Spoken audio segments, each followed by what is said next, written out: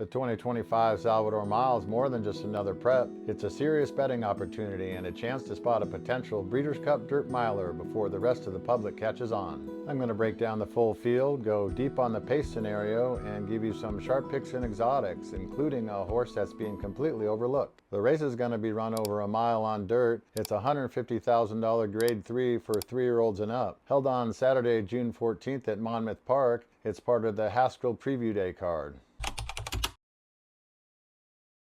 I think number 7, Nelson Avenue, is your natural front runner here. He's quick and, more importantly, he needs the lead to run his best. Number 9, Bishop's Bay, is the other 2-speed horse, but posted just outside of Nelson. I don't think he's going to have enough natural speed to cross and clear him. So realistically, I think 7 gets the lead and 9 sits just right off his hip, pressing the pace. Just behind him, I expect number 2, Trademark, to be right there in third, and maybe even challenging a bit if he's sharp off that layoff. He's fresh, and that sometimes equals early foot. Then you got number 8, Awesome Ruta, who's just as fast as Trademark on paper, but might not be as forwardly placed. But I don't think there's really going to be a meltdown. The pace doesn't look that hot. Nelson Avenue is really the only one that needs the lead. Bishop's Bay has shown he can rate kindly, and if that's the case, he could have the dream setup here. Now, in terms of closers, I would say the number 6 has the best blend of late pace and tactical versatility. As for number 3, Tuscan Sky, he's a bit of a wild card. He's likely to be sitting a little further back, but I think he's better when he's more engaged early.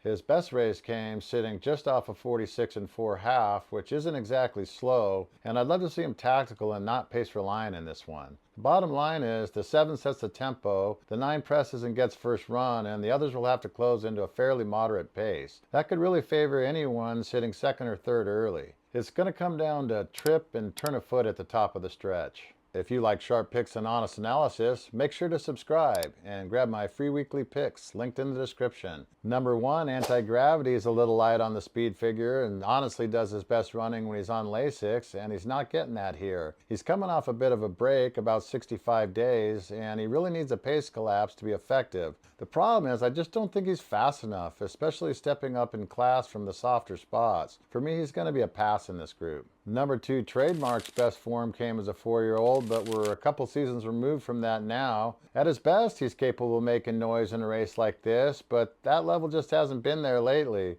He's been working pretty good. He's got a sharp 5-furlong bullet and 59 4, so that suggests he's pretty fit, but we haven't seen him since October 26, 2024, and the trainer's 0 for 19 in graded stakes, which really doesn't inspire a ton of confidence. He should sit a good stocking trip just behind the speed, but based on current form, he looks like more of a fringe contender to me. Number 3, Tuscan Sky. Well, he's been on that classic good race, bad race pattern his whole career. Last time out was definitely a clunker, but you know, it came on turf, so I'm willing to draw a line through it. He's back on dirt today, and I'm expecting a bounce back effort. He fired a sharp 4-furlong bullet and 49 flat. It was first of 22 horses, and he gets Johnny Velasquez, who's known for putting horses in the right spots with tactical speed. He's lightly raced and runs for the Todd Pletcher barn, so there's still upside here. I'm hoping he sits close to the place this time. His best run came sitting just off a solid half mile, and I'm definitely using him underneath. The number 4, Awfully Cool, has paired buyers in his last 2, and his early figures suggest there might be some upside left here. He's stepping back up in class, and while his only graded stakes try didn't go his way, he does have the kind of tactical speed that should allow him to sit just off the leaders, and that could give him a sweet trip in this setup.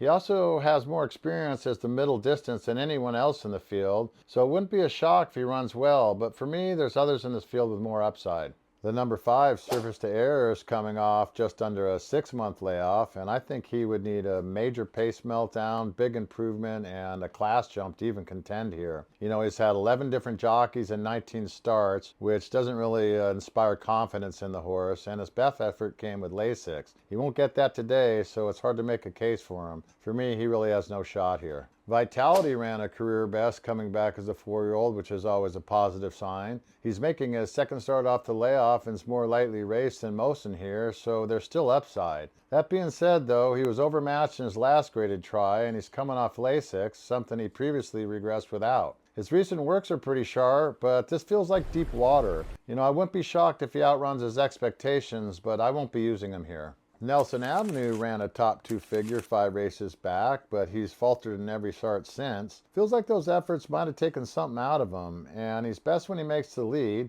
He's probably likely to get it here, but the recent form just doesn't inspire confidence. He's shown the ability to win from off the pace, but not nearly at the same level as when he's on the engine. He's owned by Godolphin, so the class is definitely there, but I'm sliding against him unless he somehow bounces back to his peak. He's not for me. Number 8, Awesome Ruda. He was briefly on the Derby Trail last year, but since then he cut back and sprinted in his first 2 starts off the layoff. He's now stretching back out to Mile and would need a major step forward to be competitive here. He's a 4-year-old making his 3rd start off the bench, so improvement is possible, especially with his limited overall starts, but I'm not using him in this spot. That said, trainer Dan Ward does do well with the sprinter to route move, showing a strong 4.45 ROI. Still, against this group, I just don't think he's got enough. Number 9, Bishop's Bay, had a ton of hype as a 3-year-old before a setback following the Ohio Derby that sidelined him for over a year. He's the class of the field, and since returning, he's finished 1st or 2nd in every start and showing steadily improving figures.